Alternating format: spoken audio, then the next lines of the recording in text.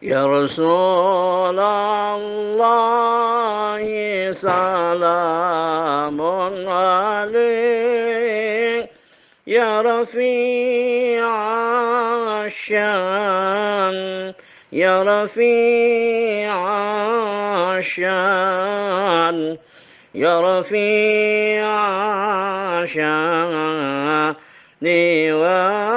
والدرج لا حضرة النبي صلى الله عليه وسلم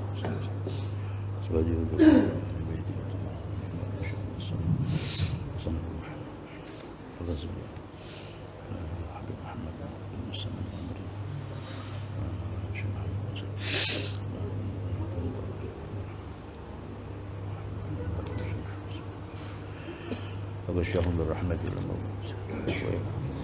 حضرة النبي الفاتحة.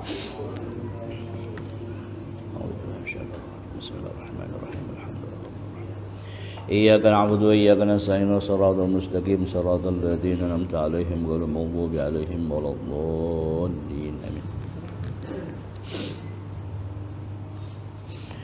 بسم الله الرحمن الرحيم الحمد لله رب العالمين اللهم صل وسلم على سيدنا ومولانا محمد وعلى آله وأصحابه أجمعين.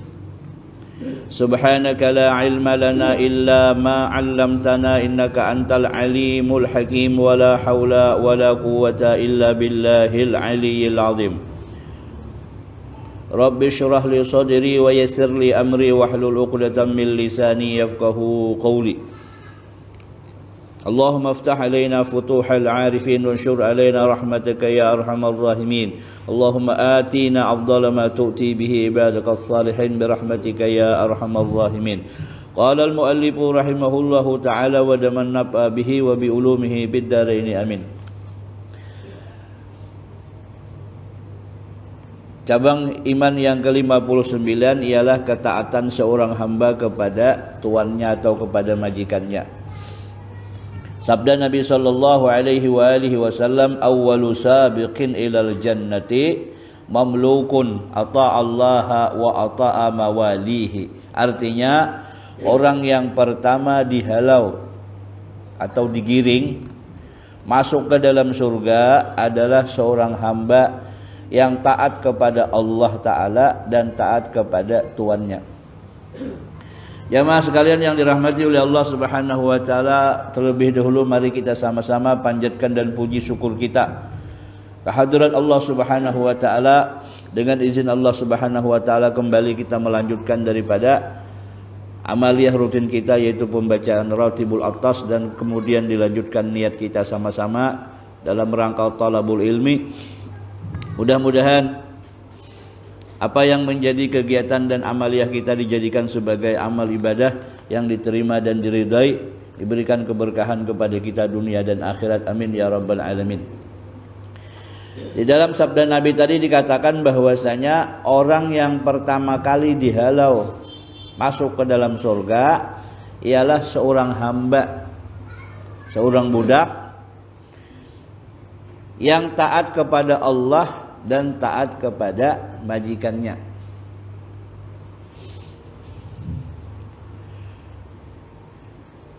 Dan telah bersabda Nabi sallallahu alaihi wasallam, salasatun lahum ajrani, rajulun min ahlil kitabi amana bi nabiyhi wa amana bi Muhammadin sallallahu alaihi wasallam, wal abdul mamluku idza adda haqqallaha wa haqqa mawalihi, wa rajulun kanat lahu ummatun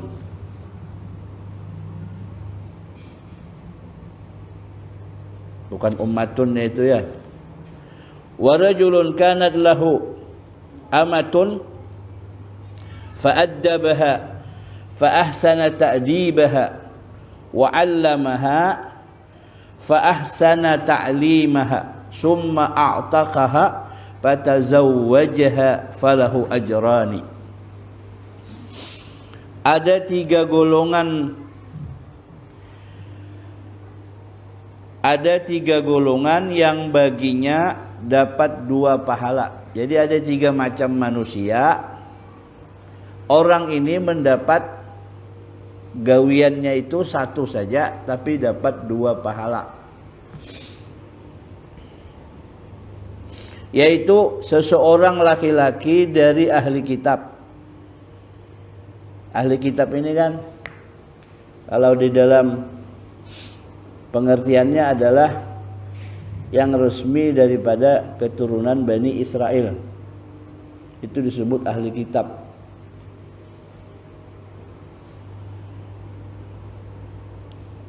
Kalau kita merujuk ke situ, maka di Indonesia itu tidak turunan itu. Kecuali mungkin ada kita kada tahu ya, bisa juga. Jadi selama dia itu ahli kitab, boleh dinikahi. Seperti siapa dulu presiden Palestina, siapa ngarannya, Yasser Arafat Nah, itu bini Sidin itu ahli kitab. Nah, jadi ahli kitab yang beriman kepada nabinya dan beriman kepada Nabi Muhammad sallallahu alaihi wasallam. Adapun misalnya yang beriman kepada nabi selain daripada nabi kita Nabi Muhammad, misalnya dulu mungkin sekitar tahun antara 80, 70, 80-an itu ada daerah tertentu yang mereka masih mempercayai Nabi Musa. Itu masih ada. Tapi itu bukan ahli kitab. Kenapa? Karena dia orang Indonesia. Ya. Tadi kalau turunan daripada Israel, maka disebut itu ahli kitab.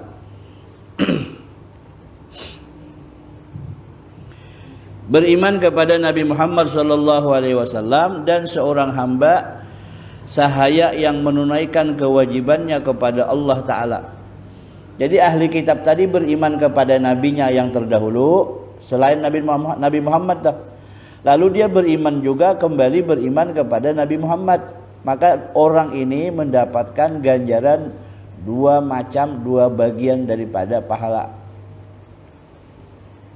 Ada di dalam riwayat lain juga disebutkan yang mendapatkan ganjaran 2 kali lipat pahala walaupun hanya 1 pekerjaan, itu orang yang setiap hari Jumat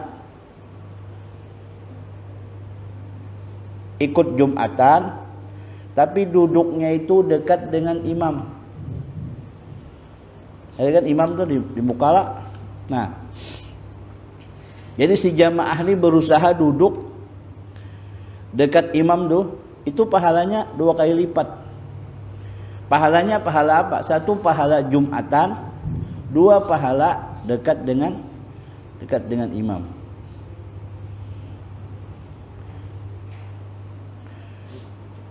Nah, seorang hamba tadi menunaikan kewajibannya kepada Allah Ta'ala dan menunaikan kewajibannya kepada tuannya.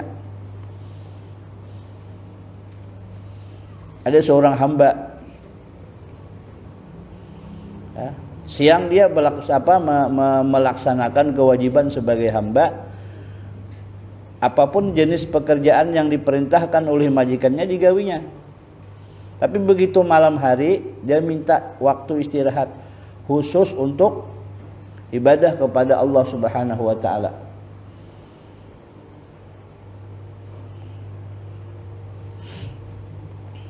Kemudian dan seorang laki-laki yang ada baginya seorang hamba. Maka tadi kita baca wa rajulun kanat lahu amatun, bukan ummatun ya, amatun. Amah itu budak perempuan. Jadi ada seorang laki-laki mempunyai budak perempuan. Kemudian ia ajarkan tentang adab. Lalu si budak tadi diajarinya, dididiknya. Diberikan pendidikannya. Adab ia ajarkan tentang adab kepadanya sehingga bagus adabnya.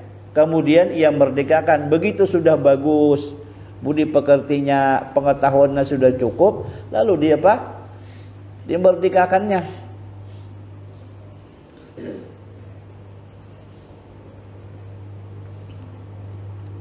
Kemudian ia merdekakan hamba sahaya itu, kemudian ia nikahi hamba itu, maka bagi mereka mendapat 2 pahala. Jadi bisi budak perempuan dilajari, begitu sudah bagus pendidikan agamanya, adabnya sudah bagus, dibebaskan, itu dapat pahala sudah. Ya. Lalu apa? Dinikahinya pula. Nah, sehingga dia mendapatkan 2 bagian daripada pahala tersebut. Artinya apa? Status seseorang itu tidak mempengaruhi dalam hal untuk mendapatkan nilai-nilai kebaikan. Bukan berarti pimpinan lebih baik daripada bawahan, kada juga. Tetapi adalah bagaimana menyikapi tentang kewajiban masing-masing. Baik si majikan ataupun siapa si hamba tersebut atau bawahannya tersebut. Jadi tadi habis dididiknya, diberikan pelajaran, kemudian dimerdekakan, dinikahinya. Maka dia mendapatkan 2 pahala. Dihikayatkan ada seorang laki-laki yang membeli seorang hamba sahaya. Kemudian hamba itu berkata kepada tuannya, ujar si hamba itu, wahai tuanku, aku minta kepada engkau 3 syarat.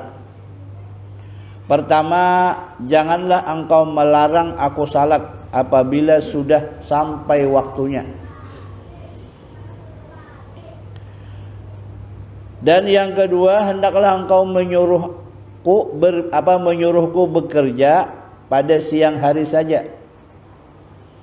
dan tiada menyibukkan aku pada malam hari. Kan budak ini zaman dahulu dijual di pasaran. Nah, begitu hendak membeli, sudah membeli, lalunya meminta 3 syarat. Ujar si budak ini, pertama, tolong aku minta kesempatan apabila waktu sembahyang, berikan aku kesempatan waktu sembahyang. Yang kedua, kalau di malam hari, berikan aku kesempatan untuk beribadah. Kalau siang, silakan begawi. Nah, karena siapa status budak ini kan 24 jam itu milik majikan. Jadi ujar si budak, aku minta malam aja. Siang silahkan sibukkan dengan pekerjaan, tapi malam hari kau jangan menyibukkan aku dengan memberi gawian. Yang ketiga, hendaklah engkau menjadikan bagiku 1 tempat yang tiada boleh masuk ke tempat itu kecuali aku saja. Ini si hamba ini minta fasilitas, berikan tempat yang khusus yang tidak boleh dimasuki selain si budak itu saja. Nah, kemudian maka tuannya sepakat dengan permintaan hamba sahayanya itu. Kemudian ia berputar-putar untuk mencari-cari rumah untuknya. Dan terdapatlah rumah yang sudah rubuh. Maka tempat itulah yang ia pilih sebagai tempat tinggalnya. Jadi si budak tadi mencari tempat, dicarinya lah tempat rumah yang sudah kada layak pakai. Maka bertanya tuannya kepadanya, kenapa engkau memilih rumah yang sudah rubuh ini? Maka jawabnya, wahai tuanku, apakah engkau tahu bahwa rumah yang rubuh di hadapan Allah adalah istana dan sebagai kebun-kebun? Maka apabila malam tiba, ia beribadah di rumah itu, dan tuannya sedang berkumpul untuk meminum khamar dan berbuat kelalaian kepada Allah Ta'ala.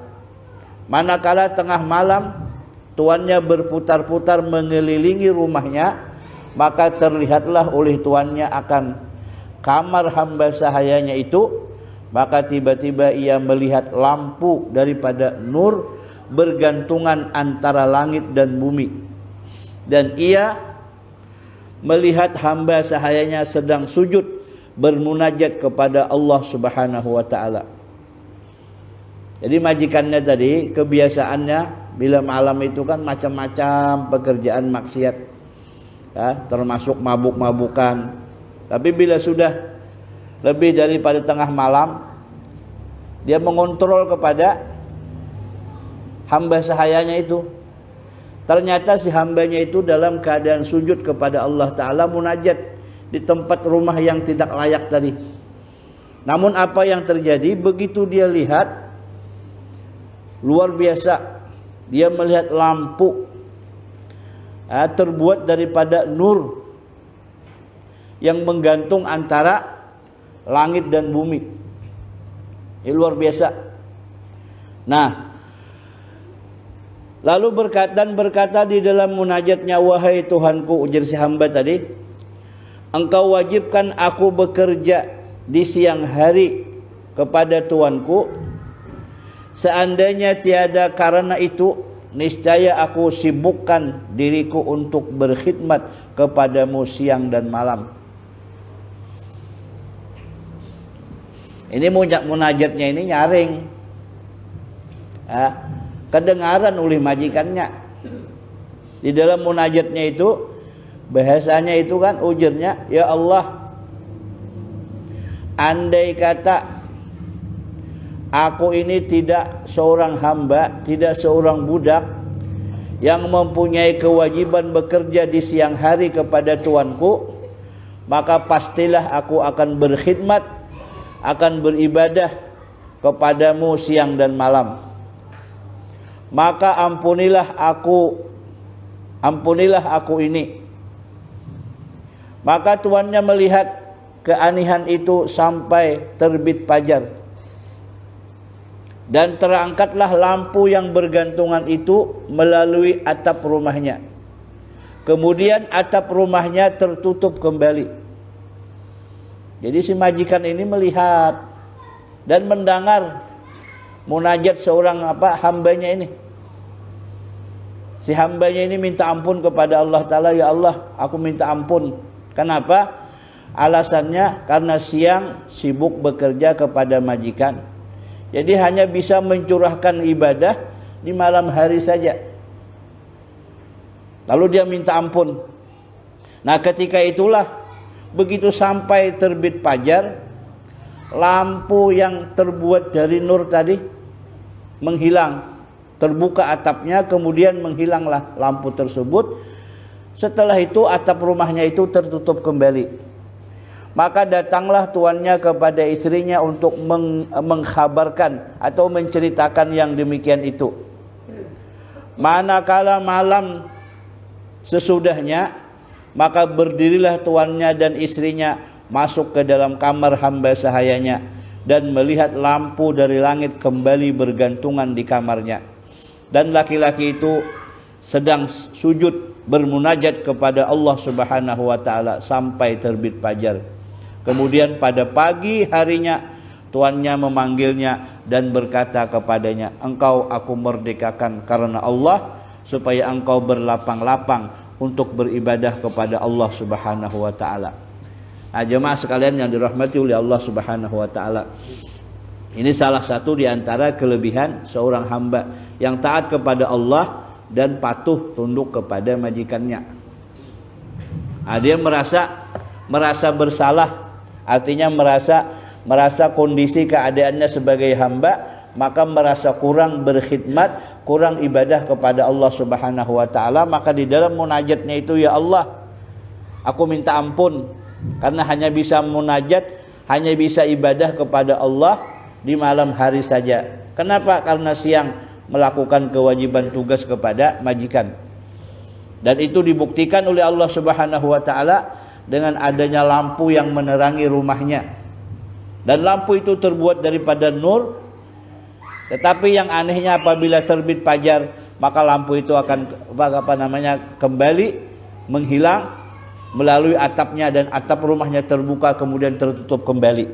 Nah, dari situlah kelebihan yang dilihat oleh majikannya, maka si majikan dan istrinya pun akhirnya membebaskan, memerdekakan si hamba tersebut. Dengan tujuan supaya hamba tersebut berlapang-lapang, artinya mempunyai waktu yang lebih banyak, yang lebih luas untuk berkhidmat ibadah kepada Allah Subhanahu wa taala. Kemudian tuannya mengkhabarkan dengan apa yang mereka lihat padanya di waktu malam itu. Manakala ia mendengar yang demikian itu, kemudian ia mengangkat akan kedua tangannya dan berkata, wahai Tuhanku, aku telah meminta agar engkau tutupi halku ini, dan sekarang engkau telah membukanya, maka ambillah rohku ini. Maka ketika itu juga ia tersungkur dan mati atau meninggal menghadap kepada Allah Subhanahu wa taala. Jemaah sekalian yang dirahmati oleh Allah Subhanahu wa taala, kejadian semacam ini banyak sekali dialami oleh hamba-hamba Allah taala yang tadinya mastur, tidak diketahui. Di dalam manaqib Kiai Hamid disebutkan ada seorang wali Allah taala, tapi begana di pasar selalu minta sedekah. Rambut panjang, kuku panjang, awak kada bersih, hari-hari duduk di pasar dan tidak ada yang tahu siapa namanya. Nah, itu kejadian di daerah Jawa Tengah. Tiba-tiba ada orang bilang wadah Kiai Hamid. Nah, orang bilang ini begitu hendak pulang disampaikan sidin, kamu kenal kada? Di kampung kamu tuh, di pasar tuh ada si anu ngarannya. Tahu minta sedekah, tolong sampaikan aku kirim salam. Begitu sampai bulik orang ini dipadahkan. Kalau ada orang nak minta-minta ini, apa ucapan sidin? Jaka bahasa kita nih, sidin, gawian kayak Hamid ini. Setelah itu sidin berdoa, mengangkat tangan, minta supaya dicabut nyawa, minta supaya meninggal, dikabulkan oleh Allah Ta'ala. Tumbur sepasaran orang akhirnya. Nah, jadi banyak hamba-hamba Allah Ta'ala yang penampilannya itu sangat tidak meyakinkan, tetapi sesungguhnya mereka sangat luar biasa di sisi Allah Subhanahu wa taala. Kemudian juga ada salah seorang ulama namanya Kiai Baharuddin. Di daerah kami, daerah Danau Panggang, itu beliau penganut tarekat. Jadi begitu tamat Darussalam, langsung membuka majelis pengajian. Nah, tiba-tiba karamah beliau itu muncul. Ketika beliau ditangkap oleh kepolisian, dimasukkan dalam penjara. Nah, hari Jumat di dalam sel itu ada, tapi di kampung sidin mandi ke sungai, ke batang itu masih ada juga. Akhirnya tumbur, kepolisian tumbur, di rumah tumbur. 40 hari setelah itu meninggal. Jadi kadang-kadang tuh ada yang tidak sanggup menyandang beban tersebut, kemuliaan yang diberikan oleh Allah Subhanahu wa taala, begitu terbongkar rahasianya lalu meninggal. Nah, jadi banyak sekali yang di antara hamba-hamba Allah taala meminta supaya ditutupi. Karena kadang-kadang kada tahan. Kalau misalkan pas terbuka rahasia tersebut, lalu hati kita merasa senang, hati kita merasa suka, lupa bahwa itu adalah salah satu karunia daripada Allah Ta'ala, itu membahayakan. Makanya di dalam hikam disebutkan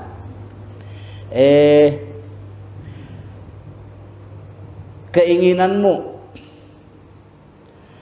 agar orang lain mengetahui rahasia dirimu, itu adalah salah satu tanda ketidakjujuranmu di dalam ibadah pengabdianmu kepada Allah. Jadi orang kita ini misalkan punya kelebihan, bisa ini, macam-macam ada punya kelebihan, tapi orang kada tahu. Nah, lalu di dalam hati kita ada keinginan supaya orang lain itu mengetahui rahasia kita ini, termasuk kemuliaan kita, termasuk kehebatan kita di dalam ibadah, termasuk amal ibadah kita yang sangat luar biasa, sementara orang lain kadada yang tahunya, tetapi di dalam hati kita ada keinginan supaya diketahui oleh orang lain. Nah, itu menunjukkan bahwa ibadah kita itu ujar di dalam hikam tersebut adalah kada jujur. Nah, makanya banyak orang, Allahumma asturna bisatrikal jamil, ya Allah tutupilah segala kemuliaan, baik itu aib ataupun segala kemuliaan ditutup dengan tutupan yang sangat indah. Ya, makanya banyak sekali itu para hamba-hamba Allah Ta'ala yang mereka lebih senang bersembunyi, tidak mau menampakkan daripada kemuliaan ataupun karamah yang mereka miliki. Nah, seperti halnya ini, seorang hamba tadi asal setiap malam dia munajat kepada Allah Ta'ala, sampai-sampai Allah memberikan kemuliaan, rumahnya yang tidak layak pakai itu diturunkan oleh Allah Ta'ala lampu terbuat daripada nur, dan itu sampai semalaman. Begitu terbit fajar, lampu itu naik kembali menghilang. Akhirnya diketahui oleh majikan. Tidak lama setelah itu dia meminta kepada Allah Ta'ala supaya diambil rohnya atau menghadap kepada Allah Subhanahu wa Ta'ala. Kemudian Imam Al-Imam Al-Habib Abdullah Al-Haddad berkata, adapun bagi para hamba sahaya kewajiban yang paling penting setelah kewajiban terhadap Allah Ta'ala adalah mematuhi dan melayani tuannya. Jika mereka melayani tuannya dan mentaati tuannya, maka sangatlah besar pahalanya. Sebagaimana sabda Nabi sallallahu alaihi wasallam, al-mamlukul ladzi yuaddi haqqa rabbih ta'ala wa haqqa sayyidihi yu'ta ajrahu marrataini. Seorang hamba sahaya yang menunaikan hak Tuhannya dan menunaikan hak tuannya, maka diberi pahala 2 kali. Jadi apa pahala 2 kali? Pahala taat kepada Allah Subhanahu wa Ta'ala dan pahala taat kepada majikan. Sayyidina Abu Hurairah radhiyallahu taala anhu berkata, seandainya kalau tiada karena berhaji dan umrah dan berjihad dan berbakti kepada ibuku, maka aku lebih senang menjadi hamba sahaya. Akhirnya Abu Hurairah lain lagi. Ujar Abu Hurairah, andai kata di dalam Islam itu tidak ada pekerjaan haji dan umrah, tidak ada pekerjaan jihad, tidak ada berbakti kepada ibu bapak, pekerjaan yang paling abdal nang ku pilih jadi budak aja sidin. Apa sebabnya? Melihat kelebihan tadi, taat kepada Allah, taat kepada, patuh kepada majikan. Dan wajib bagi tuannya memberikan hamba sahaya nafkah. Nah, jadi kewajiban tuannya memberikan nafkah. Jangan disuruh begawi aja, suruh makan kadang kasihan orang. Dan pakaian yang layak baginya. Dan tiada memaksanya untuk melakukan pekerjaan yang tiada ia mampu. Dan jangan ia mencaci dan memukulnya dengan tiada sebab yang dibenarkan di dalam agama. Jadi kewajiban memberi makan, memberi pakaian, kemudian juga jangan memaksakan dia, memberikan beban yang di atas melebihi kemampuan dia. Bahkan jangan memukul, bahkan jangan mencacinya. Sabda Nabi SAW, lil mamluki nafaqatuhu wa kiswatuhu wa alla yukallifa ma yaghlibuhu. Artinya bagi si hamba, bagi hamba sahaya itu dia berhak mendapatkan nafkahnya dan pakaiannya, dan jangan memberatinya dengan sesuatu yang ia tiada mampu mengerjakannya. Jemaah sekalian yang dirahmati oleh Allah Subhanahu wa Ta'ala, kemudian kelanjutannya sabda Nabi SAW, wallahu a'lam, mudah-mudahan Allah Subhanahu wa Ta'ala mengampuni dosa dan kesalahan kita, dosa dan kesalahan ibu bapa kita, guru-guru kita, dan mudah-mudahan kita selalu dalam rahmatnya Allah Subhanahu wa Ta'ala, diberikan kesehatan jasmani dan ruhani, dipanjangkan umur dan iman dan takwa, dijauhkan daripada segala kesusahan dunia dan kesusahan akhirat, dan mudah-mudahan kita meninggal dalam keadaan husnul khatimah bisirin nabi wa alin nabi wa bisiri surati al-fatihah. A'udzu billahi minasyaitonir rajim. Bismillahirrahmanirrahim. Alhamdulillahi rabbil alamin arrahmanir rahim maliki yaumiddin. Iyyaka na'budu wa iyyaka nasta'in shiratal mustaqim shiratal ladzina an'amta 'alaihim ghairil maghdubi 'alaihim waladdallin. Amin. Ya Rabbana i'tarafna bi annana i'tarafna wa annana ashrabna 'ala ladha ashrabna fatub 'alaina taubah taghsilu kulla haubah wastur lanal awrati wa aminir rawati waghfir li walidina rabbi wa mauludina ikhwani wa sairil khillani wa kulli dhi mahabbah aw jiratin aw suhbah wal muslimina ajma amin rabbi asma fadlan wa judan manna la biktisabin minna bil mustafa rasuli nahza bi kulli suli salla wa sallam rabbi alaihi addal habbi wa alihi wa sahbi adada taisi suhbi walhamdulillahi bil bad'i wat tanahi walhamdulillahi bil bad'i wat tanahi bifadli subhana rabbika rabbil izzati amma yasifun wa salamun alal mursalin walhamdulillahi rabbil alamin.